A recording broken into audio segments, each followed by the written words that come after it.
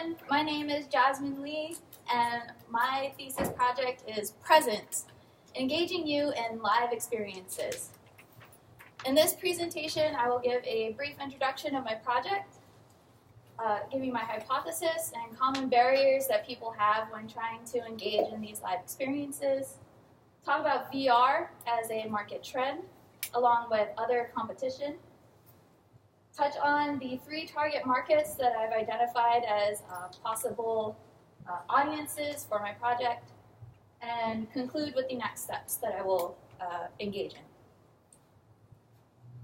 So, my project goal is to engage more people in live experiences. And a live experience is any experience that someone could want to have for him or herself.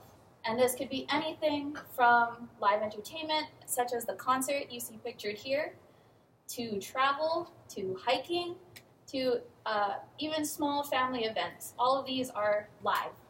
And what matters is that the person would want to be present for the event and have their presence felt by others.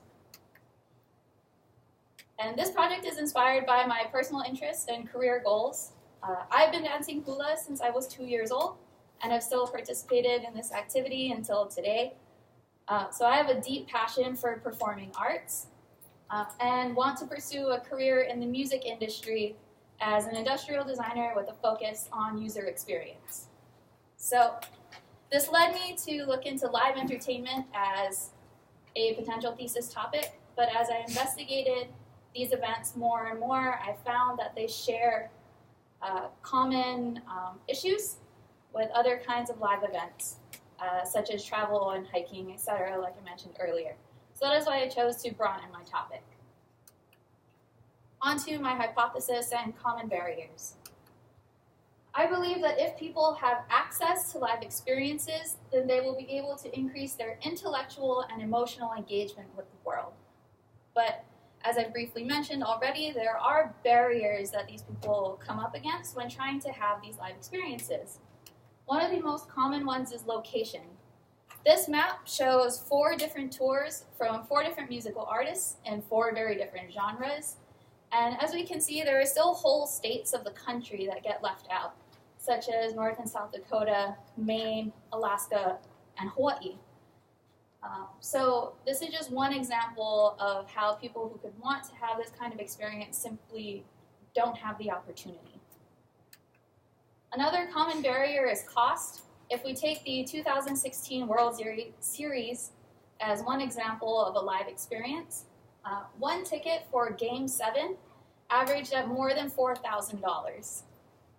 And I did a quick search on flight and hotel packages for a weekend, and if I were to stay within about a quarter mile of the baseball field that this game was played at, it would be another $1,000 in travel expenses. So someone who may want to go to the World Series may not have $5,000 at their disposal just to go to one game. On to my competitive landscape, starting with VR.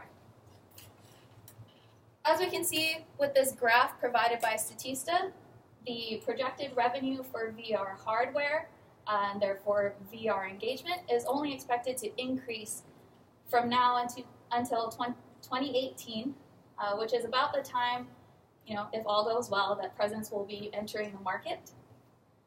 So it is something that I need to consider.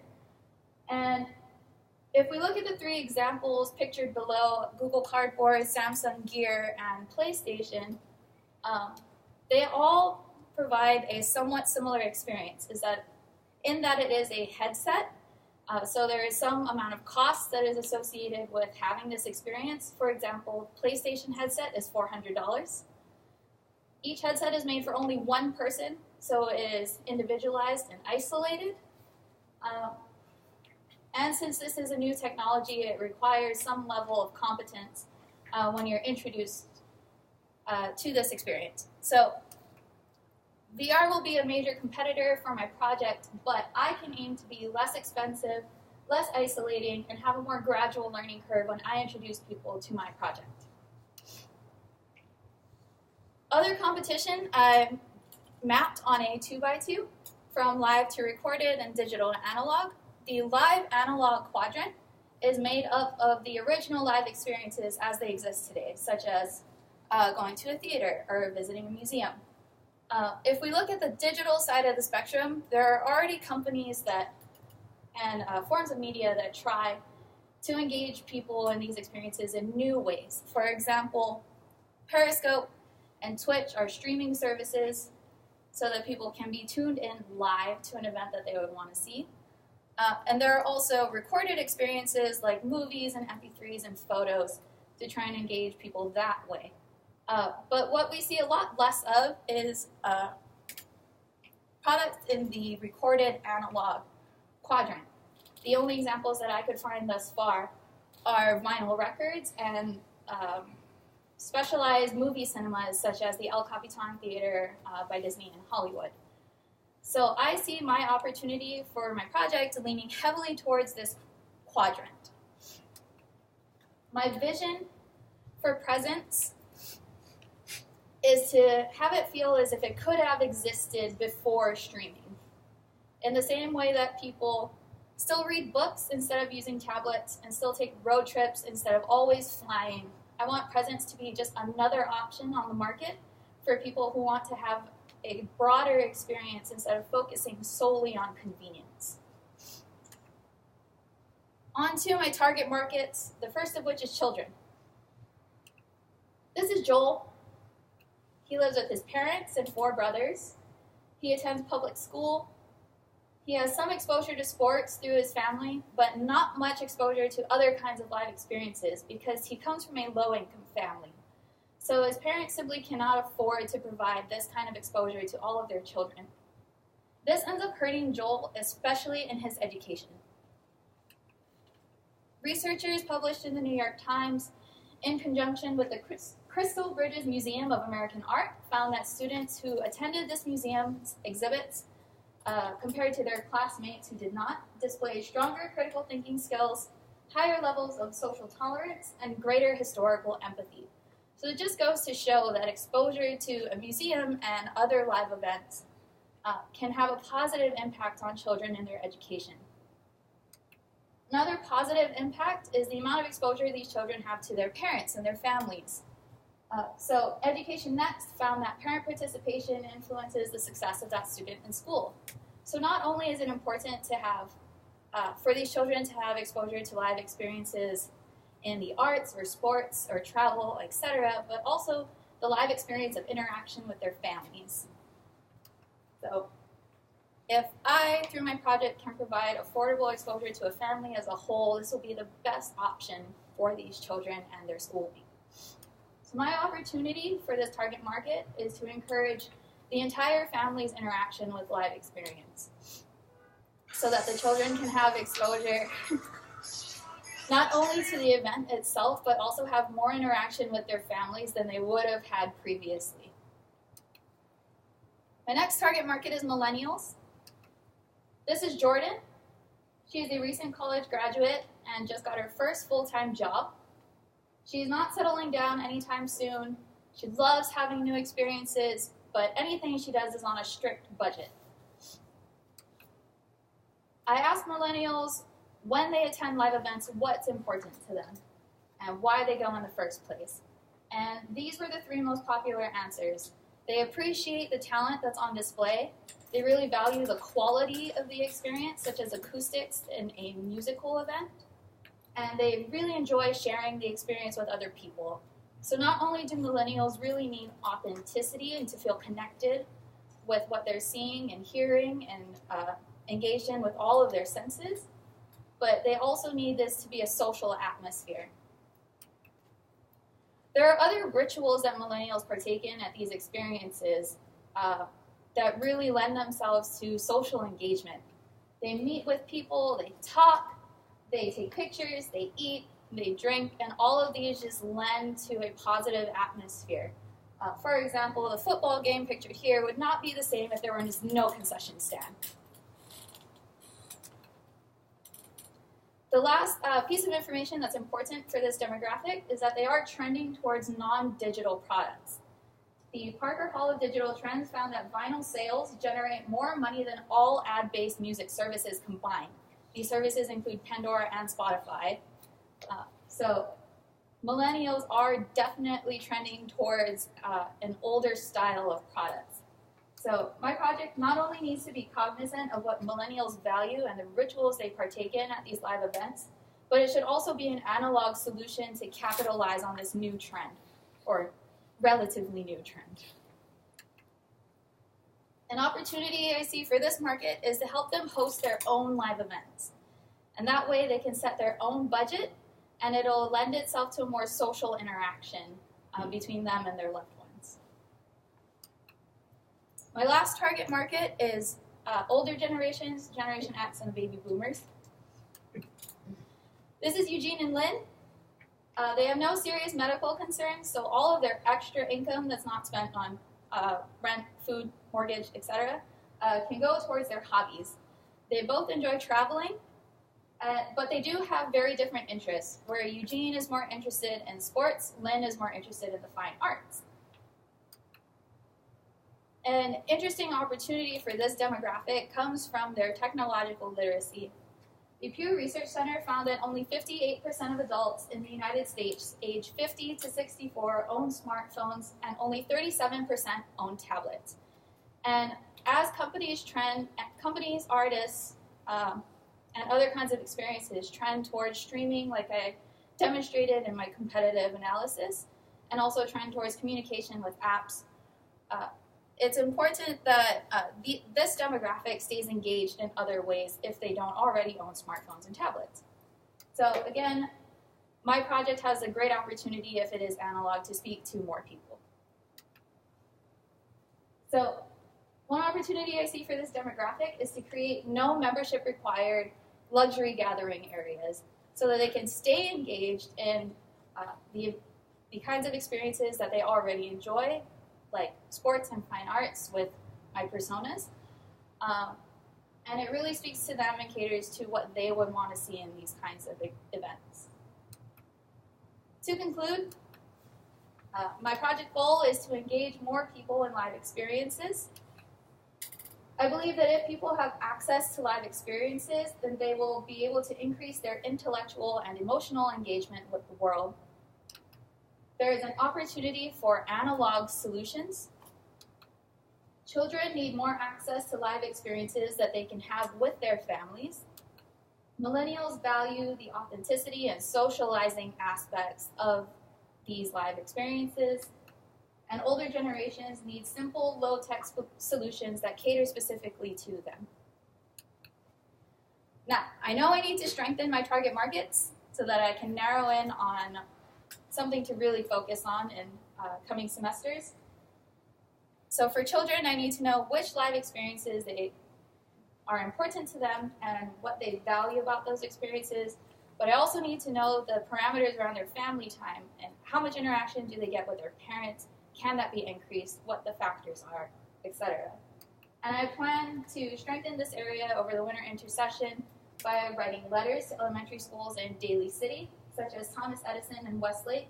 I asked to provide paper surveys to classrooms so that parents can choose whether or not they want to participate, and they won't feel like their privacy is being interrupted by the school. For millennials, I again need to know which live experiences are important to them, but I also need to get a better idea of their specific financial constraints and how much effort they are willing to put into having these experiences. I plan to survey and interview millennials through social media, since this is the demographic that I am most connected with online. And for the older generations, I need to know what's important to them, what they value, but also what they specifically would want to improve so that I can cater to them. And I plan to do this by contacting alumni from my high school and undergraduate school through online message boards to start a conversation. Thank you.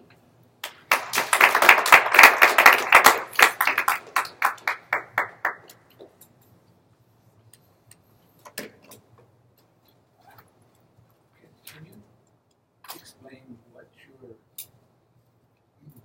product is?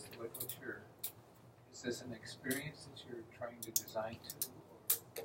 Yes, so I'm really interested in experiences and how someone would engage in different kinds of events.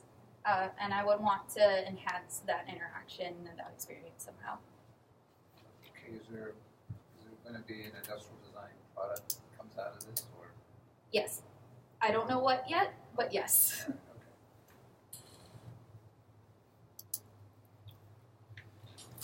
I have a related question.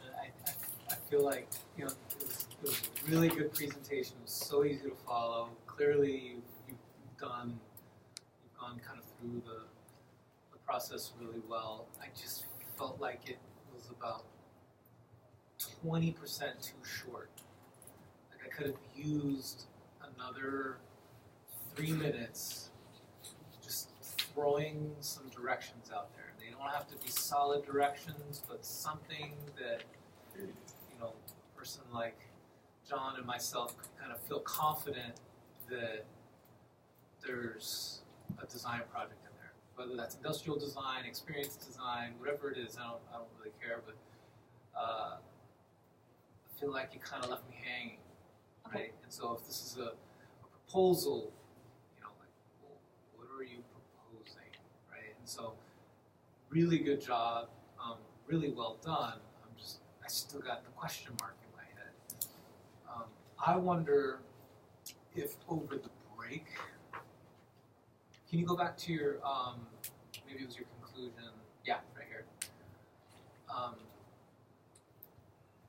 Do you have enough information in your book and in your notes and all the materials you generated over the semester to kind of create a focus? It seems like an awfully broad net.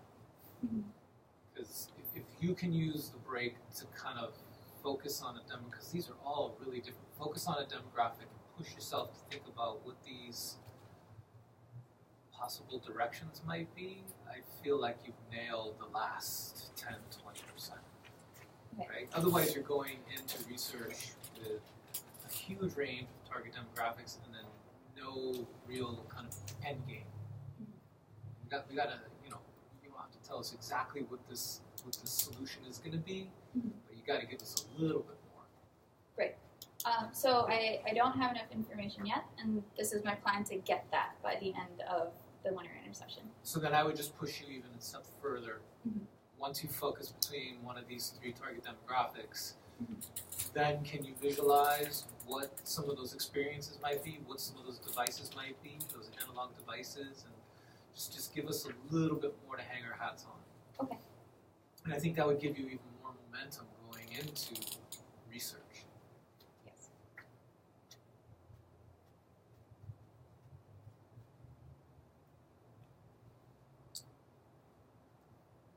And any ideas who you might want to work for? I would love to work for Fender. Yeah, Interesting. that's sort of my dream company. Guitar. Yeah. Well, you know, I think we have another case of a student who could use better sketching skills. Yes. And maybe even better model making skills. And depending on who you want to work with and how much UX versus how much and what type of UX and how much ID is in there, you might want to also take this break to really think about building those skills up. If you said to me, this is going to be a strictly UI UX solution, which I don't think it's going to be because you pitched the idea that this has got to be analog, and I'm going to assume that there's going to be some sort of widget, right, some sort of object. If that's the case, then start sketching over the break too, and then a little bit like what I've proposed to some of the other students, think about who you'd want to work with. Maybe someone who could kind of help you with building and drawing skills as a one-on-one through the spring. And you did say one-on-one before DD4, right? Aren't you taking DD4 now? Did I misread I'm that? taking it next semester. You're taking it next semester? Yeah. I think so. Okay. I think so. So, I mean, I think you got the basic understanding of perspective and rendering. I think you need to work on your confidence and your speed. And then I think the same with model making. So D4, take that over the summer. How about that? Because you will need to be able to start drawing in Ted's research class, and you will need to start mocking things up, and you definitely want to have those skills kind of dialed in going into design. And I'd rather have you have those fundamentals strengthened than to do the sexy presentation drawings when you're in research. Okay.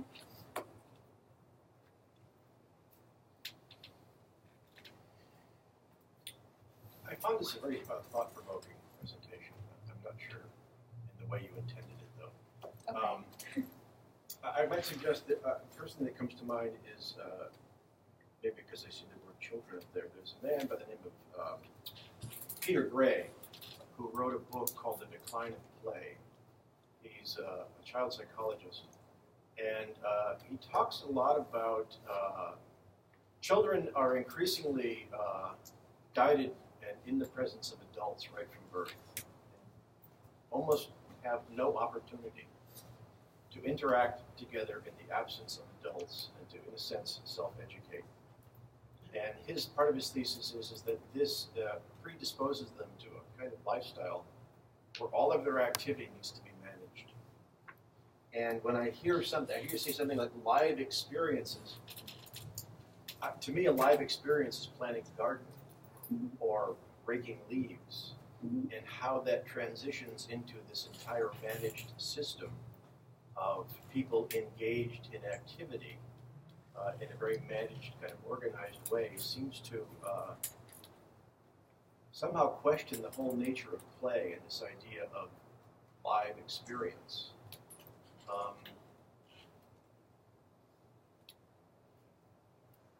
I'm not sure that's making any sense, but I think so.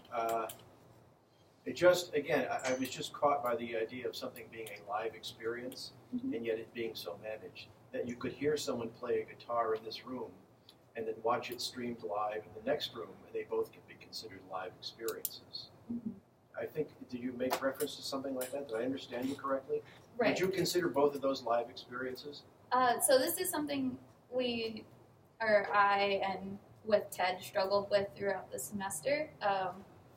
Like, what is the spectrum of live, Right. and where am I going to cut it off? Right. So I need to work on that. Yeah. as well. Because it seems like a lot of what you're heading towards and what your design intentions are addressing things that are problems almost that stem from childhood, where people really lack the ability to generate their own kinds of experiences based on their own interests, and those experiences need to be managed by other people, which I find kind of questionable, but that might be a generational thing. Anyway, some thoughts. Thank you. Jasmine, I think you have an interesting topic to tackle. But in your presentation, you keep making emphasis that this has to be analog. Has to be analog. And I just want to ask you, why do you proclaim that? Because for two reasons. The first, as it relates to my argument, is I feel the digital side of this is very saturated, and I don't want to be another person proclaiming that you need to have the new tech, like the new streaming, the new Instagram, the new Snapchat. Like, I don't want to be a part of that, and I feel like if I focus on analog solutions, since I can make a case for it, it'll be a better area for my project to breathe and really grow. But what if your project breathes and grows and the research results say digital? Then the research says digital. Well, I'm concerned, though, as Shiz is bringing up right now, if you go into your research with the predisposition of it has to be analog, or I want it to be analog, you may, in fact, misguide your research if you're not open to the results being what they are. Your first argument doesn't support your claim. You claim that people in Wyoming and North and South Dakota and all that don't get to see the rock concert. Mhm. But they want to, but they can't go there to experience the analog experience, to be there, touchy-feely, squeeze everything, be part of the whole thing. But the advent of digital could share that and show that, share that with them. And when you say live, there's many definitions of live right now. Live could be in person, but more and more live, like Facebook Live, and all means right now. Synchronous, right, happening right now. Did you watch TV last night? Did you see Hairspray? Phenomenal. It was the second time. I've seen the movie. Yeah, the movie. The second time Not that the live NBC has done a live 3-hour stage play broadcast live. Mhm. So it actually started at 8 o'clock in LA. New York people had to start watching it at 11 o'clock, and there's no room for mistakes or anything. Mhm. And phenomenal. But they could only do that because of the advent of digital broadcasting. Mhm. Because analog can't do that. Okay, the old radio waves and all that couldn't do it, so it has to be a digital wave. So it's perfect, and they can time everything, have 14 cameras, right? So is that presence? You know? To me, it kind of was. I was there. I was watching it live as they're doing it. See if Ariana Grande will screw up or Jennifer Hudson might miss a tune, right? Mhm. But they're on the hook. They're next on the line. They can't re-edit. Mhm. So, in your definition, is that live? You know, you don't have to answer now, but Right. it's things that I think you need to think of if you're going to pursue this topic. Otherwise, to just say analog, analog, analog, like Ted says, it's going to corner you. You might not see an opportunity. You might not be open to an opportunity. Right.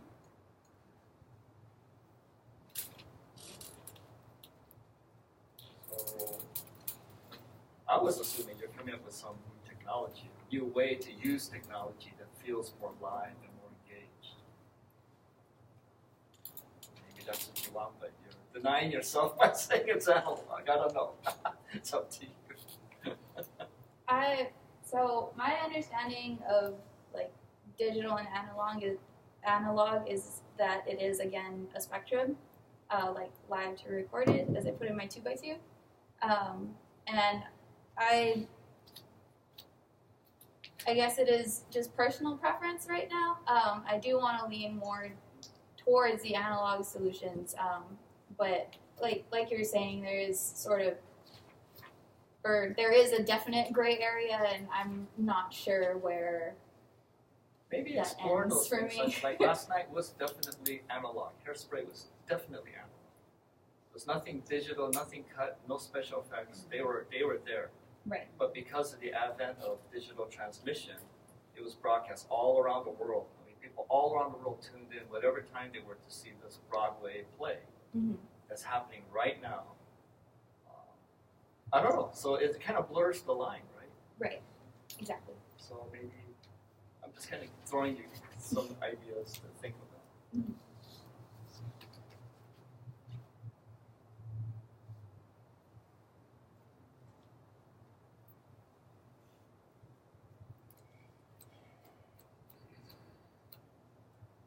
Are you aware of what Fender is doing with digital?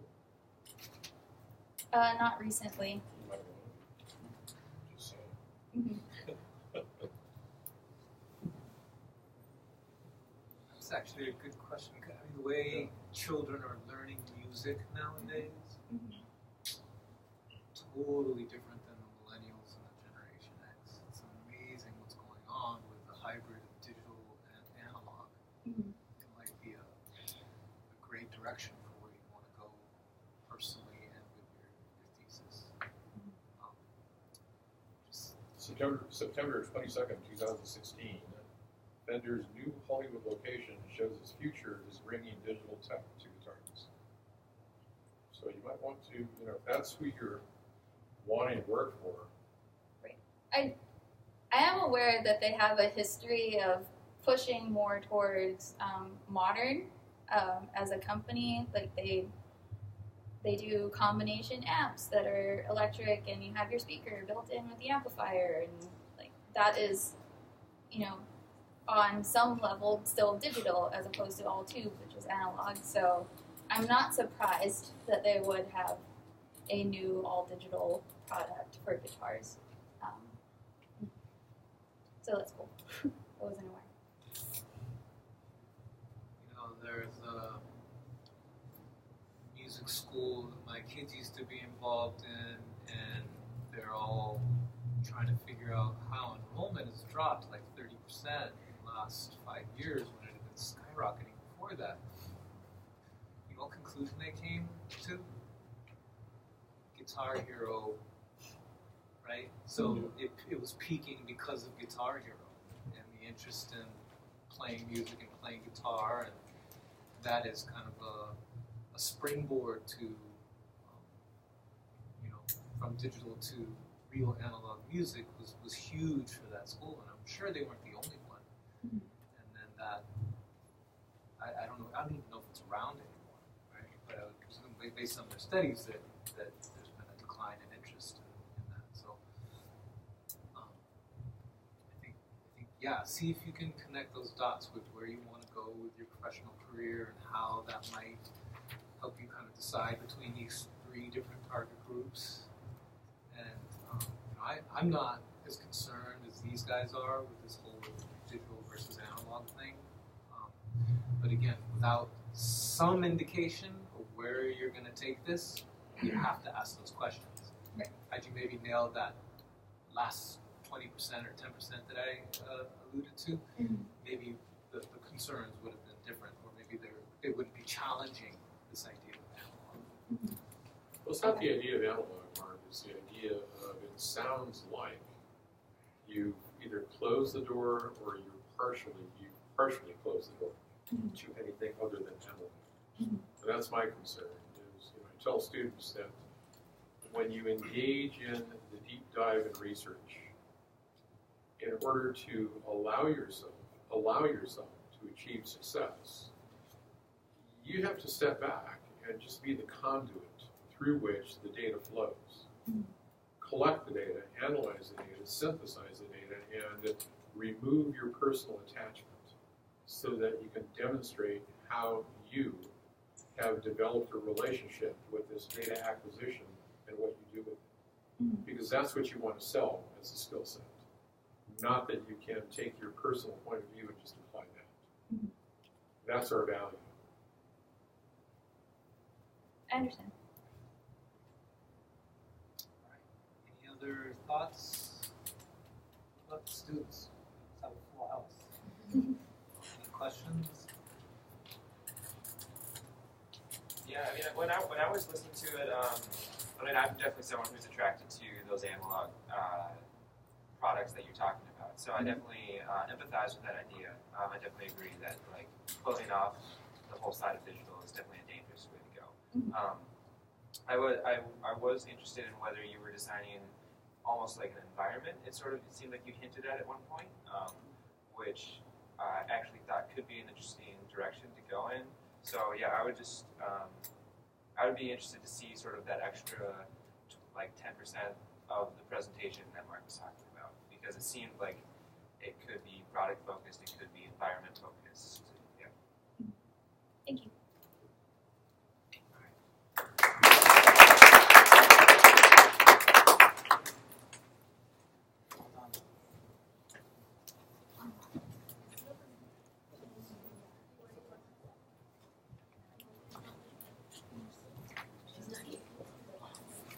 And I don't have the presentation.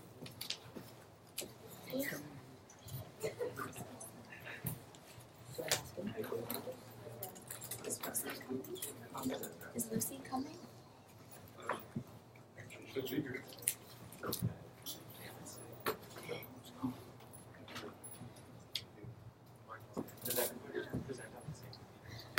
Yeah.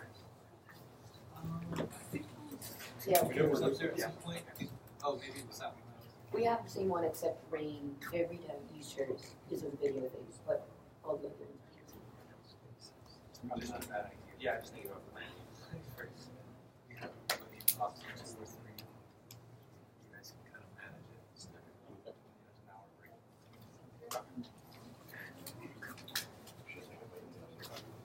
There's still one. Should've been here.